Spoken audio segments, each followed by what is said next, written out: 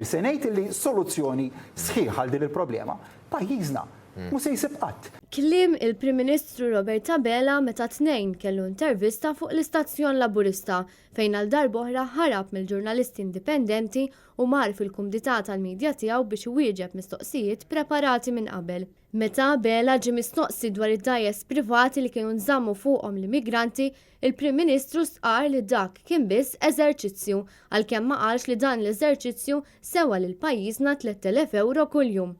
Dwar il-coronavirus, il-preżentatur u Abela ma qablux bejniethom bil-Prim Ministru jwaħħal fl-immigranti għaż-żieda qawwija fil-każi ta' coronavirus fl-aħħar jiem. U kellna l-inċident ta' dan il-parti ġil-lokanda partikolari fejn kien hemm l-imxija reġgħet ollit in-numri milli konna. Ma naqbilx miegħek, in-numri prinċipalment telgħu minħabba l aħna salvajna l-immigranti. Punt li ġibet kritika kbira partikolarment mill-Assoċjazzjoni tat-Tobba.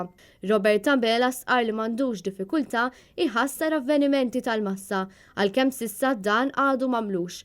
Minflok tefa' r-responsabbiltà kollha fuq l-organizzaturi fil-waqt li qal li skontu m'hemmx każi ta' persuni li huma morda b'mod serju. Fl-istess intervista Abela tkellem ukoll dwar il-maskri. Illum li tieħu l-prekawzjonijiet saret kważi l-iktar ħaġa naturali li inti tilbes maskla fejn hemm bżonn tilbes maskla. Saret l-iktar ħaġa naturali. Kumment illi jasal mill-istess persuna li ilna ġimgħat naraw jattendi għat-tiftajiet u jsifer mingħajr l-ebda maskra.